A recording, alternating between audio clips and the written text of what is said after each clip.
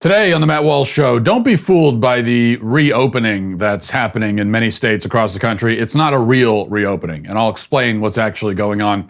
And 5 headlines, including Stacey Abrams defending an accused rapist because she's desperate for the vice president job, and a bishop claiming that God doesn't punish. Those are direct quotes. And in our daily cancellation, I will deliver perhaps the most well-deserved cancellation yet. So we'll get to all of that. And but first, in fact, right off the top, I just want to mention this because I just read it. I guess I could save it for the headlines, but I want to mention it now. There's this story out of Kentucky. Governor Andy Beshear, he gave a press conference a few days ago. He was talking about the unemployment issue in the state, and he was saying that there are people who are filing false unemployment claims, and either as a joke or because they're scam auditors or whatever. And he was admonishing the people filing the false claims. And he mentioned specifically one case of a false claim. He said that somebody filed a false claim in the name of Tupac Shakur. And he said, that's very bad, don't do that. And he went on about it. Well, it turns out that there is actually a Tupac Shakur living in Kentucky, and he's unemployed right now. He's really filing for unemployment benefits. Now, this is not the Tupac Shakur, the rapper from the 90s. Of course, we know he is still alive, but he's in Cuba with Elvis. He certainly wouldn't be hiding out in Kentucky. He'd be a little bit conspicuous there, probably. So so Tupac Shakur of Kentucky contacted the governor somehow and said, "Hey, man, what's going on? I'm real, okay, and I'm unemployed. You just accused me of something." And so Beshear had to come out and apologize to Tupac Shakur for accusing him of not being real. And so that's an actual thing that happened. And the thing is, when you hear this, your first thought is that you feel sorry for Tupac Shakur because, I mean, first the guy was named Tupac Shakur. You think his parents named him Tupac Shakur. That's bad enough. And then he's unemployed, and now he's being accused of being a scam artist in front of the entire state. So you think, you feel bad for him. But then you read the story and you find out, I mean, you still feel bad for him for being unemployed, but it turns out that he changed his own name legally in 1998 to Tupac Shakur. And that makes, I don't mean to victim blame, but that does make me think it's a little bit your fault, I think. If you change your name to Tupac Shakur, there's going to be confusion. And probably throughout the last 22 years of your life, there's been a lot of confusion, I imagine. So you can't really blame Beshear that much. Now, if you take on a name like that, there's some stuff's going to come with the territory. You just have to accept it. It would be like if I changed my name to, I don't know, Britney Spears or something legally, and then I got annoyed every time people were confused by it. I go in for a job interview and someone says here that your name is Britney Spears? Yeah, what's the issue? What's the problem? Why does everyone always look like that? When I say, what a guy can't be named Britney Spears? So I could kind of see, I could see from Beshear's perspective. But anyway, great stuff. Great for everyone except for those directly involved. All right, let's move to this. We're told, the story we're told is that the country is reopening slowly. States are reopening across the country. But a word of caution about that. When you hear about the reopening of the states, you have to actually look at the plan that many of these states have enacted. And if you do, you notice 2 things. First, that the plans are laid out in an arbitrary way. And that's been the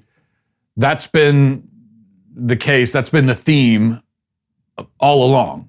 These arbitrary regulations. The regulations were arbitrary to begin with, and so of course now they're being repealed and put aside in an arbitrary way. And 2, you see that in so many cases, the states that are quote unquote reopening aren't really reopening at all. And that's a very important point. I'll get more into this in detail in just a second, but first, a word from our friends at Noom. You hear about one size fits all. You go to the store, there's a one size fits all clothing. The thing about one size fits all is that it never fits all. And that's especially the case for me. One size fits all anything doesn't fit me because I have a very weirdly shaped frame. I'm just apparently, there's no one quite as misshapen as me, so I can never fit into the one size fits all stuff. Well, with all the diet and exercise noise out there, how do you know what's going to work with you with that? When it comes to diets especially, and exercise routines, it cannot be one size fits all. You have to decide what your goals are, and Noom is there to help you reach them. This is not a one-size-fits-all approach. Noom knows that strong community and expert coaching are key to making lifestyle changes that last. Whether trying to lose weight or get fit, whatever your goals are, Noom is there to help you. And I know that that's been my experience with Noom, and that's what I really appreciate about it, is that it is so specific to what your own particular goals are. You don't all have to have the same goals, and you don't have to go about it the same way. Noom adjusts to your lifestyle. It helps you to understand the psychology behind better decision-making to make you smarter, and then it puts you in charge. With moderation over restriction, no food is good or bad or off limits. It's all about moderating and having a good plan in place. So shut off all the noise and sign up for your trial today at Noom.com, Noom.com/Walsh. Get personalized guidance at Noom.com/Walsh. That's Noom.com/Walsh. So let's look at an example of a state that's supposedly reopening, California. Here are the stages of reopening. Reading this from ABC 7 in California. It says, stage 1, everyone is either staying at home or a member of the essential workforce. This is the stage we're in now, and will stay in until modification to the statewide stay-at-home order is made. Stage 2, and this is weeks away, we're told. Reopening lower-risk workplaces, including non-essential manufacturing, schools, childcare facilities, retail businesses for curbside pickup only, offices where working remotely isn't possible but can be modified to make the environment safer for employees. And then stage 3, this is months away, reopening higher risk workplaces which require close proximity to other people, including hair salons, nail salons, gyms, movie theaters, sporting events, in-person religious services, churches, and weddings. And then stage 4 is ending the stay-at-home order altogether. So in California, even to begin the reopening phase is weeks away. And then when they do begin it, large sectors of the economy will remain closed for months. And churches will have to remain closed for months too. If you want to get married in California, you are out of luck for the near future. You can't do it. Schools can go back, but churches cannot. Then let's look at Maryland, reading from the Baltimore Sun. It says, in the first stage, local governments would have the flexibility to make decisions on reopening libraries, parks, and other services. Stage 2 would allow for larger social gatherings, indoor gym classes, regular childcare, increased mass transit schedules, indoor religious services, restaurant and bar service with restrictions, and elective procedures at hospitals. Stage 3 would allow large social gatherings, the reopening of entertainment venues, large religious gatherings, and fewer restrictions on visitors at nursing homes and hospitals. Now, Hogan says it's optimistic to think that maybe the first stage might start as early as May. So again, if you want to talk about a full reopening of the economy in Maryland, we are, it sounds like, months away from that. Pennsylvania, they have a fun color-coded three-phase system of reopening. Right now we're in the red phase. That means everyone has to stop doing everything, can't do anything. Okay, we know about that. And then we move on to the yellow phase, which according to triblive.com, telework must continue where feasible. Businesses with in-person operations must follow safety orders. Childcare facilities open with worker and building safety orders. Restrictions in place for prison and congregant care. Schools closed for in-person instruction. Stay-at-home restrictions lifted in favor of aggressive mitigation. Gatherings of more than 25 prohibited. So presumably that includes churches. Recreation and health and wellness facilities such as gyms and spas and all entertainment venues, including casinos and theaters, remain closed. Bars and restaurants limited to carry out and delivery only. And then the green phase is everything is opening.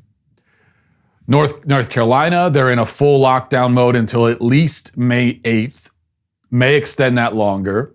And then reading from the Charlotte Observer, the lockdowns, when they do begin, and they might begin May 8th, if they do, when they do, phase 1, reopen parks, allow for non-essential travel to retailer sites like clothing and sporting goods stores, books and houseware shops.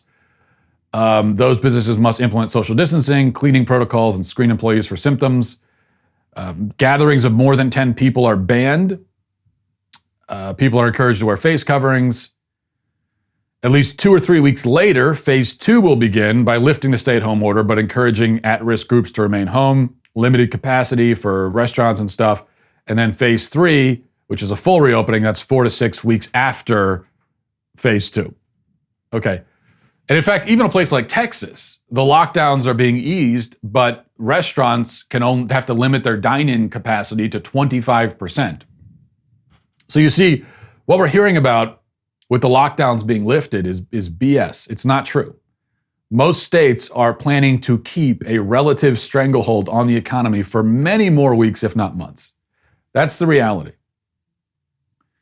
And what is the point of this? What does it achieve? Why open in these phases rather than all at once? Here's the reality that we have to face eventually. Because this 3-phase or 4-phase or 7-phase, however many phases it is in whatever state, this strategy seems to be accepted by most people as logical, but I don't think it is. I don't see the point of it. The reality is this. We are going to be opening the economy fully eventually with the virus still out there. There is no way around that. You can have all the phases you want. One way or another, we are going to have to get back to life, to relatively normal life, with the virus still out there. That is going to happen. Everyone needs to get that through their heads. It is going to happen. So then what is the point of stalling or staggering it like this? What really is the difference between Pennsylvania opening completely now or in August? I mean, one difference is that in August, the economy is going to be in even more shambles than it is now. But whether we open now or in August, the virus will still exist. There will still be no vaccine. So why stall until then? You can say all you want, we're flattening the curve, Okay, so what? Eventually you're going to have to open again, and then there's going to be another curve if the virus still exists. One thing I've heard is that we don't want to throw open the doors and let people get back to their lives because we can't trust people to be responsible. So we have to ease them into it. That's nonsense. Again, we're going to have to trust people eventually. Either we do it later and we continue to destroy the economy in the meantime, or we do it now. That's your choice. Those are the only choices. Either people will go back to their lives while remaining smart and vigilant, and practicing good hygiene and so on, or they won't. But putting it off longer isn't going to change that result. So if you're worried that people won't be smart about it and they're going to, do stupid things or whatever, that's no matter. We could open now. We can open in July, August, September, October. That's still going to be the issue. We really have two choices here. Okay, there are only two ways to go. We can trust people, citizens, to be responsible with their freedom, or we can trust government to take the freedom away and be responsible with the power that they get in the process. Those are your two options. There cannot be a third. You trust the people with their freedom or the government with power. Those are your, which is it? Which do you trust more? Which leap of faith is more dangerous? Which downside are you more willing to deal with? Trust the citizen with freedom or the politician with power? Now, I think it goes almost without saying that the former, trusting freedom over power, is the more American choice. But you have to choose either way. And luckily, we don't really have to speculate how these things go. We've seen what the government does with this power, and it's not pretty. It is indeed exactly what you would expect them to do. Abuse it, wield it in egregious and gratuitous ways, take the power we give them, use it as a cudgel against us, grab even more power. That's what they do. That's what they've done. We've seen it. Now, have we had enough, or do we want more? Sure, on the other side, we've seen examples of people being stupid.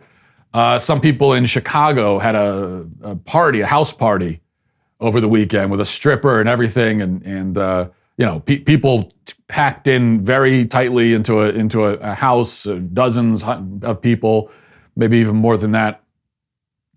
That obviously is a stupid thing to do right now. Okay, and there are people doing stuff like that. Are they in the majority? Are most people doing that sort of stuff? No. And besides, they did that even though it's illegal. That's the point. So the lockdown order did nothing to stop anyone from actually congregating and having a party if they want to have a party. So the reckless and irresponsible people are going to be reckless and irresponsible regardless. Only the responsible people can be controlled potentially by regulations and laws and that sort of thing. And they're exactly the ones you don't need to control in this situation because they're going to be responsible. So the whole thing doesn't make sense. The whole strategy to me is nonsensical. And my fear is that people will be satisfied and satiated because we hear that, oh, we're in the process of reopening. No, we are really not. The game here is to keep us closed down while pretending that we're opening up. So the powers that be, they want to have it both ways. But let's not let them do that.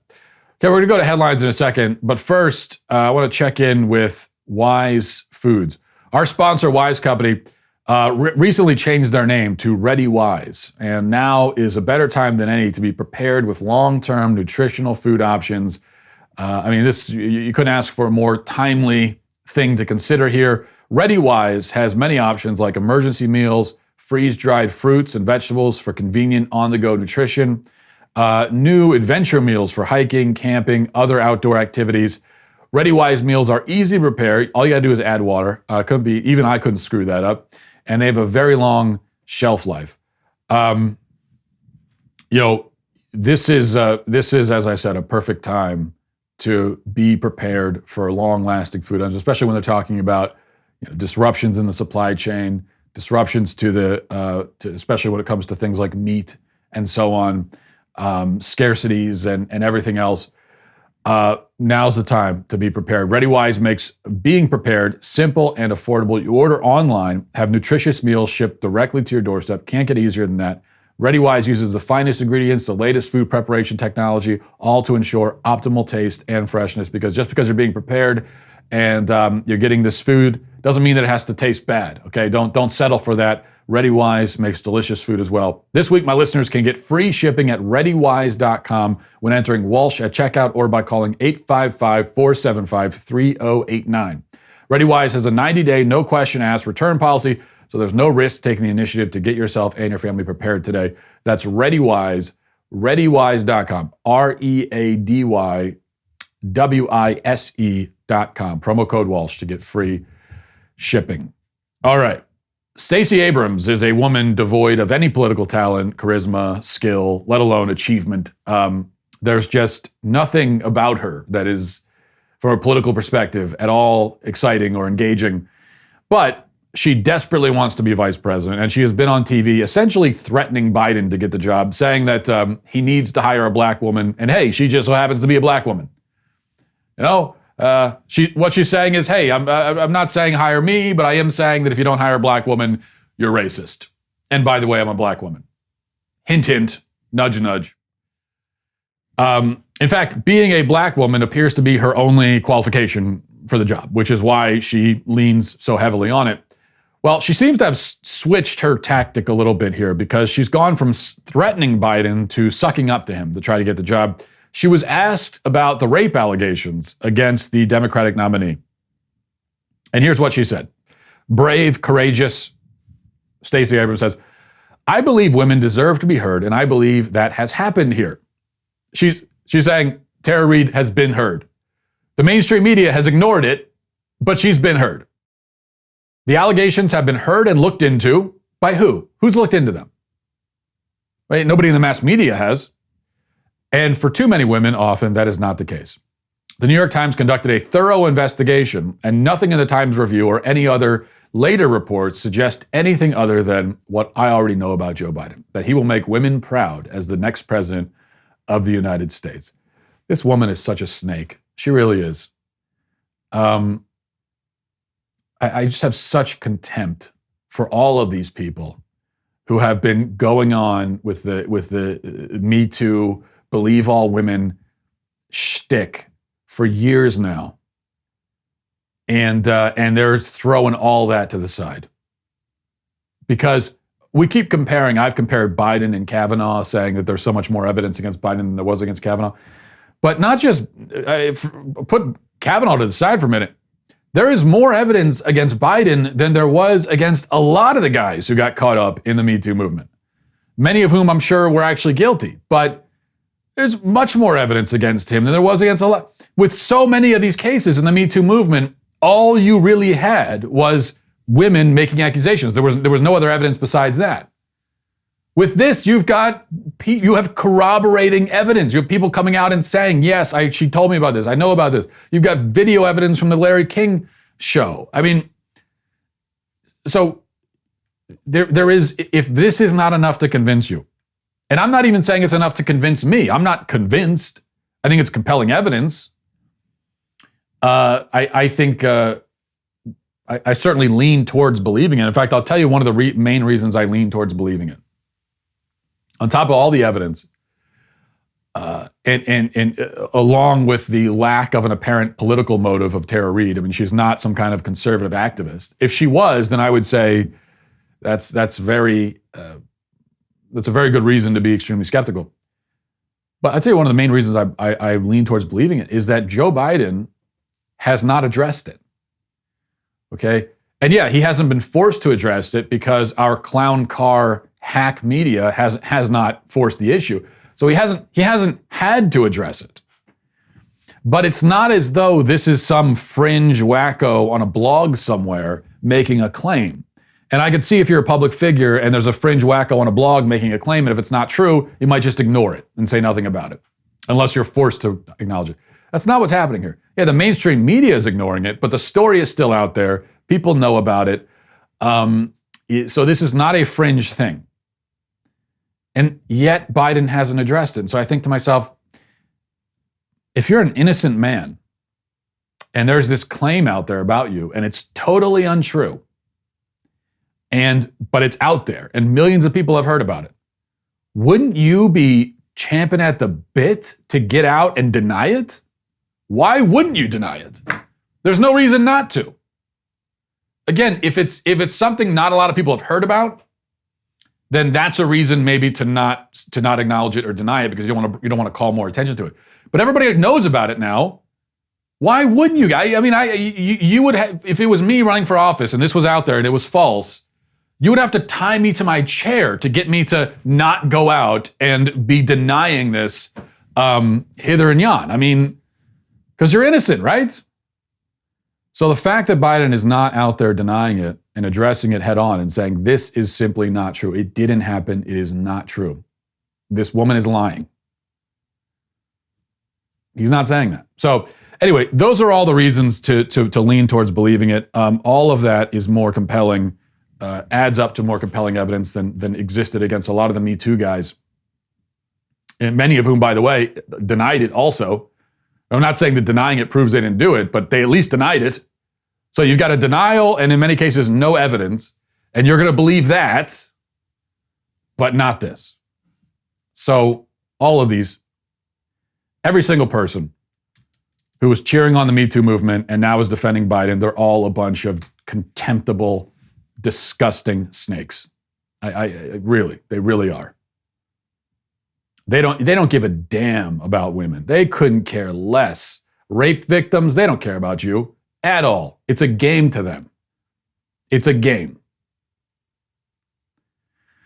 Number 2, LifeSite News reports the president of the German Bishops' Conference, Bishop George Batzing, has stated that the coronavirus pandemic is not God's punishment, contradicting numerous Catholic leaders who have called COVID-19 a chastisement. According to the website of the Diocese of Limburg, Germany, Batzing said on April 23rd that he cannot understand people who consider COVID-19 God's punishment. My God has not known such thoughts since Jesus died for us. That is when God has made his decision for life. God does not punish, he said. Now, I agree actually that this is not a punishment from God. It's a virus. They happen. It's also hard for me to see God sending a punishment that is specifically inflicted on the sick and the weak and the vulnerable. So if you call it a punishment, what you're saying is that God is punishing us by specifically inflicting additional pain and suffering on people who are already in pain and suffering. So I have a pretty significant theological problem with that. However, obviously the idea that God doesn't punish is absurd, and there's no way to read the Bible and come away with that conclusion. You just can't do it. Number 3, the Wall Street Journal reports that due to the government relief efforts, half of all workers in the US stand to earn more from unemployment than they did from their jobs. And this is a perfect illustration. So they're earning more from unemployment than they did from their jobs. I've actually gotten a lot of emails from people saying this, that they're in kind of a crossroads. They're in a dilemma right now because they filed for unemployment. They're getting paid more than they would in the workforce. And yet maybe there's a job opportunity opened up. They're trying to decide, should I take the job and take a pay cut? So that's an interesting dilemma. But this is a perfect illustration of what I said earlier, that you can't trust government. You can't trust government because of corruption and power drunkenness, but also because of plain old incompetence. Trying to save the economy by passing a bill that incentivizes unemployment is crazy. And I know you might say, well, this at least solves the problem. There's not going to be people going hungry and so on. We know people are still going hungry because look at the lines at the food bank. So here's the problem. You got so many people being unemployed all at once. Talk about a curve. Okay, you got a massive people being unemployed all at once. Many of them don't qualify for unemployment. Many of them have not been able to get through to file for it. Many of them have been waiting for their claim to go through. So you've got a ton of people who, for whatever reason, haven't or can't file for unemployment, and they're out of luck completely. They're the ones in line at the food bank. And then you've got another segment of people who are being taken care of, but to the extent that they have no incentive to get back into the workplace. So this is the worst of both worlds. There are still millions of people who are not being taken care of and who are going hungry and have to wait in line at food banks. And you got other people who now they have an incentive to be unemployed. And so now employers are screwed because there are employers out there who need workers and are hiring actually, but they're having a harder time finding people because we've incentivized unemployment. So it's an absolute mess. The worst of every possible world that's the solution the government has given us. Number 4, the CDC is now recommending that you socially distance from your pets as well, because there's a minuscule possibility that your pets could get the virus, and so you have to socially distance from them. And I think that is just not possible at all if you have a dog, because dogs do not respect personal space. And this is why I don't understand why people like dogs so much. This is actually the reason people do like dogs. They say, I love it. I come home, the dog is jumping up on me. He's so excited. He's always so excited to be around me. Yeah, do you really need that kind of affirmation all the time? Do you need every time you walk in the door, someone to be jumping for joy that you walked in the house? Do you need someone following you around all the time, begging for your attention? Now, if you're a parent, you've already got people following you around, begging for attention. Do you need another creature in the house doing that? I don't get it. Number 5, and the CDC is now saying that the models tell us that deaths will rise again because of the economy reopening. The models have spoken. This is what you're going to see. And the economy isn't really reopening, like I said, but it's allegedly reopening. And so now we're going to start hearing about the models. The models have spoken. The models are saying, the models have said, go back to your house. Listen to the models. Obey the models. Do not defy the models. Go into your home, hide under your bed, lock your bedroom door, hide under your bed until the models say it is safe. All right. We're going to go to our daily cancellation. It is, as I said, a well-deserved one. But before we do, I really want to tell you about this. You think about the impact of all this on small business owners. This has been a huge strain, obviously, on small businesses. And small businesses this is not some political platitude. Small businesses are the lifeblood of our economy. Most of the businesses in America are small businesses. And the other thing is even the small businesses that are managing to survive, they're having to deal with, having staff work remote and having to kind of adjust on the fly. Now, when you start having your employees working remote, you have to manage your workforce and your workflow really well. Systems are very crucial. The Benham brothers are great at managing work teams that are all over the country. These guys have over a dozen businesses, including a real estate empire that spans over 35 states. The name might ring a bell. The Benham brothers, you might remember, they were slated for a reality TV show on HGTV. They were canceled because of their conservative values, and they stuck with those values, even giving up the TV show, all the money I'm sure that would have come with that. So a lot of respect for these guys. Over the last 6 months, these guys have been working on a new course called Expert Ownership, How to Own a Business Without It Owning You. And in this course, they teach entrepreneurs and small business owners the exact system they've used to build better businesses. If you're sitting at home trying to run your business right now, Expert Ownership was made for you. The Benham brothers slashed the cost of the course to help small business owners and entrepreneurs who are trying to navigate all that's happening right now. So head over to benhambrothers.com/Walsh to see a preview of the course and get a special discount. That's benhambrothers.com/Walsh, BENHAM brothers.com/Walsh. All right. Actually, we'll do the daily cancellation in a second. I also wanted to play this for you just because it's funny and I have to put it in somewhere. So we'll do it here. TikTok is generally a godforsaken hellscape of stupidity and degeneracy. But every once in a while, there is real art on TikTok. There is something really meaningful and valuable. And this is one of those times. Watch this. I never would have thought that the girl that I decided to sit next to that very first day in Mr. Cooley's 7th grade science class would become one of my best friends. We have been through everything together, from all of our annual Friday night sleepovers to the many weekends spent away at dance competitions to the many, many margaritas drank at the Dirty Dip in college. Daniel is perfect. He's everything I could ever imagine for you and more.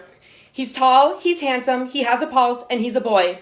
The love you share for each other inspires me each and every passing day. As I stand here today, as your best friend and maid of honor, I can't help but think back to that little girl in Mr. Cooley's 7th grade science class who always dreamed of the day she would marry her Prince Charming. Well, babe, that day is today. So if everybody could please join me in raising a toast to the new Mr. and Mrs. Kaczynski and wish them their happily ever after. Thank you. He nailed it, didn't he? That's incredible. The cadence, the shaking papers, the banal personal details nobody cares about, everything. The only thing he missed, because it's TikTok, so time constraints, but really, in real life, the speech goes on for 27 minutes, contains many more personal references and anecdotes to memories and events that are of no interest to anybody in the room. That's why when people ask me for public speaking tips, because I do a fair amount of public speaking, and well, I used to anyway before all this. And I always say my first tip, and this is in general, if somebody asks for tips on anything, this is my first tip. Don't be bad at it. That's the most valuable advice I can give. First thing, don't suck, okay? And the second is this: if you are bad at it, be as short as possible. And that's another thing that applies to everything in life. Whatever you're doing, don't be bad at it. If you are bad at it, do as little of it as you can, which of course means you'll never get better at it. So maybe this isn't the best advice, but at least for the sake of everybody else in the room, we would prefer that you're not bad at it. If you are, then just be very short. Do not inflict yourself on your audience for very long, and don't try to be funny because you're not. And remember, when you get up there to speak, that you are being judged, and judged harshly by everybody in the room. However nervous you are, you should be 10 times more nervous. We are judging you. If it's terrible, we will talk about you behind your back. We will remember how bad this was. The next time we see you, we'll think about how terrible you were, and we will have lost respect for you, okay? Keep that in mind as you go up there. It's very important. That's my public speaking advice. And that's probably why I've never been hired as a public speaking coach or any other kind of coach, in fact. Now, for your daily cancellation, this one you probably saw coming from a mile away. Mayor Bill de Blasio is canceled. Mayor Bill, the thing you have to realize about Mayor Bill is that, first of all, he's an incompetent doofus. Second, he's actually evil. Okay, so he's an evil, incompetent doofus, and he looks like a cartoon character. Other than that, he's a great guy. I mean, other than those things, I think he's a really splendid individual. So let's just review the last few months in the world of Mayor Bill. 2 months ago, Bill was on TV encouraging New Yorkers to go hit the town, go to the movies, etc. In fact, he initially responded to the coronavirus pandemic by giving movie recommendations and saying, "Hey, folks, go check out this movie in the theaters." That was his first response to the epidemic. Not making that up. That's what he did. Then a month later, he completely reversed himself with no acknowledgement that he had reversed himself, no apology for putting New Yorkers in harm's way by encouraging them to go out in the middle of this. And next thing you know, he's shutting everything down, threatening to close churches permanently if they don't comply, which of course is wildly unconstitutional. And he doesn't have even the whiff of the authority to do that. And then yesterday he sent out this tweet. Look at this tweet here. It says, "My message to the Jewish community and all communities is this simple. The time for warnings has passed. I have instructed the NYPD to proceed immediately to summons or even arrest those who gather in large groups. This is about stopping the disease and saving lives, period." Now, some people have tried to defend Bill. I won't even call him Mayor Bill. He's just Bill. Actually, Billy. Some people have tried to defend Billy by saying this is out of context. It's actually part of a whole thread of tweets. Okay, so you got to put it in context. That the defense is that there is some context that would make it okay for Billy to tweet that he's going to round up the Jews. And then, okay, let's look at the context. Okay, let's look at the entire tweet thread. He says, "Something absolutely unacceptable happened in Williamsburg tonight." A misspelling tonight. A large funeral gathering in the middle of this pandemic. When I heard, I went there myself to ensure the crowd was dispersed. And what I saw will not be tolerated so long as we are fighting the coronavirus. Then he goes on to message to the Jewish community, so on. Then he says, "We have lost so many we've lost so many these last 2 months, and I understand the instinct to gather to mourn, but large gatherings will only lead to more deaths and more families in mourning. We will not allow it. I have instructed the NYPD to have one standard for this whole city: zero tolerance." Yeah, that doesn't make it any better, does it? To me, it doesn't make it any better whatsoever. This is one of those things that context can't save you from. I want you to imagine this statement, but take out Jewish and put in, say, black. My message to the black community and all communities is this simple: the time for warnings has passed. Or put in Muslim, or gay, or really any other type of community.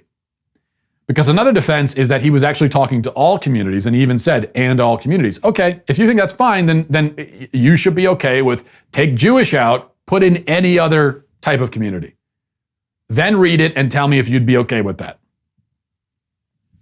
Now, you could put in Christian there too. I think de Blasio would have no problem threatening Christians that way. In fact, he already has. He threatened to shut down churches permanently. So, but it's a Jewish or Christian, I think he's fine threatening, but any other group, including other religious groups, like I said, Muslim. Do you think he would, can you ever imagine Bill de Blasio? My message to the Muslim community: the time for warnings has passed. It would never happen, ever. So this is just, I mean, how do you even describe it? It's despicable, and I have no respect for this guy whatsoever. That's why I won't refer to him as his title. He does not deserve it, hasn't earned it. He doesn't respect the law that's supposed to govern him, which is the Constitution, and so I have no respect for him whatsoever. He has no moral authority at all in his position, and he should be ignored. You know, my message to the religious community in New York is to ignore this son of a you-know-what. This is not acceptable. We could joke about it and make light of it, but starting with him threatening to close down houses of worship permanently, this is dictatorial, tyrannical nonsense, and it is not acceptable. This is not just some silly little thing. Oh, that's de Blasio being de Blasio again. No, this is him being a tyrant and operating illegally. He has no legal right whatsoever to make a threat like that. And to be singling out Jews in the middle of a crisis, okay? We have seen historically Jews being blamed in a crisis before. We know how that goes. So to call this reckless and irresponsible would be to only scratch the surface of what we're dealing with here. So de Blasio is canceled at a minimum. Let's move on to your emails And you can always email the show at, if you become a Daily Wire member, you can email the mailbag. Let's go right to Ari or Ari. Says, hi, Matt, love the show. My least favorite cliche is live in the moment. Can you talk about why that's actually terrible advice? I figure you'd have a good way of putting it. I like these kinds of emails. I get these emails a lot where people assign me an opinion and say, well, I know your opinion is this. Let's hear you defend it. And I can see why you would think that would be my opinion, that I would think that live in the moment is a stupid cliche. I mean, it is a cliche, yes. But I'm not convinced that it is actually terrible advice. It's terrible advice only in the sense that all cliches are terrible advice, in that there's no point in even offering them as advice because the receiver of the advice has heard it a million times already and will just tune it out. So even if it's true, there are a lot of cliches that are true, but there's no point in saying them because you might as well just be singing the ABC song or something. It's just words at this point. We've all heard it so many times it doesn't have any impact. It's like telling somebody, look on the bright side. I mean, there's even if they should be looking on the bright side, there's no point in saying that because no one's going to hear that and say, wow, I never thought of that. I never heard that before. Never thought of it. I think I will look on the bright side. This has changed my life. Thank you for that insight. That's never going to happen. But even so, live in the moment. I think we should find another way of phrasing it so it's not a cliche anymore, but it does contain an important truth, I think. Even the gospel tells us, Jesus in the Sermon on the Mount talks about the birds of the air, lilies of the field, how they aren't stressing over tomorrow and sufficient for the day is its own evil and so on. There's a deep truth there, even if it's been reduced to a mundane, maudlin platitude. There is a truth to it. And I think the truth of live in the moment is this, that when someone says live in the moment, what they really mean is live in reality, okay? Face reality, face the truth of your circumstance, and operate accordingly. I think that's what live in the moment really means. Because of course, in reality, you have no choice but to live in the moment. You have to. You can't live anywhere else. The past is gone. The past is now just a thought, a memory. The future is a hope, an assumption, maybe a fear, an anxiety, but it's not a real hard reality. And when it does become a real reality, it's not the future anymore. It's this present moment. And so that's all you ever really have. So maybe live in the moment is more of a reminder than advice. It's more of a way of saying, hey, you are a being stuck in time and space. All you can ever do is take each moment as it comes. You literally have no other choice, so you might as well face that and stop being delusional and live that way. I was actually thinking about this recently because, I said that the past is just a memory, but in truth, the past isn't even that in most cases. I was thinking about and feeling disturbed by the fact that I have forgotten almost everything that has ever happened to me. Almost everything I've ever thought, felt, said, experienced, almost all of it I have forgotten. It's gone. In fact, I forget almost everything that happens to me as soon as it happens. And that's not just me. That's true of all of us. Think about it. Think about how many moments you have lived. Millions of moments. How many of them can you recall vividly? Probably not that many. And I don't know how they tallied this, but I was reading recently that the average person has 70,000 thoughts in a day. I have no idea how they could possibly quantify how many thoughts a person has in a day. But let's just say for the sake of argument that it's 70,000. How many of your 70,000 from yesterday can you remember now? Or a week ago? Or a year ago? Right? So many of those thoughts are gone and you're never going to have them back. So I'm sure we've all had experiences of looking at old pictures and having it bring to mind an event in our lives that you basically forgotten about, even though it was meaningful at the time, enough that you took a picture of it, and then you look at it and you kind of remember, oh yeah, I remember that happening. But this was this really meaningful thing that happened to you that had already slipped all the way to the peripherals of your mind, and you had all but lost any memory of it. So all that is just to say that, even the past, when you think about it, it really is gone. In almost every sense, not even a memory. so much of what you experience and think, not only will you forget it, but everyone will forget it. And what does that mean? It just means that, it just goes back to that all you have is now. You have this moment. So, you might as well do something with it. What other choice do you have? And at the end of your life, when you're looking back, and if you're feeling regrets, it's a regret over moments that were wasted. Not just moments wasted, like doing stuff not doing something you wanted to do, or doing stuff that you shouldn't have been doing. I mean, you'll have those kind of regrets too, but a lot of your regrets are just going to be about your priorities, about the things that you chose to think about the things you chose, those 70,000 thoughts you had each day. You're going to regret a lot of those thoughts. It's just you chose to think about and care about the wrong things and so on. So I think that's the point of that cliche. And there is a lot of truth to it. Not that I'm at all good at actually living in the moment, I have to say. But all right, now that we've gotten that cliche out of the way, I think we'll leave it there. I hope these moments were not wasted for you. I'm afraid they probably were. There's probably better things you could have been doing than listening to me. But hey, you can't get it back. It's the past now. So, sorry. I'll talk to you tomorrow. Godspeed.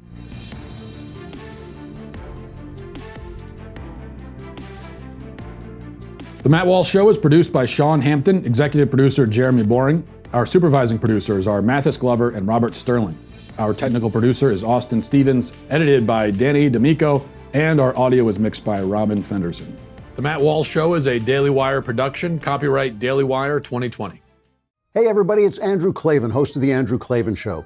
Some people are depressed because the American Republic is collapsing, the end of days is approaching, and the moon has turned to blood. But on The Andrew Klavan Show, that's where the fun just gets started. So come on over to The Andrew Klavan Show and laugh your way through the apocalypse with me, Andrew Klavan.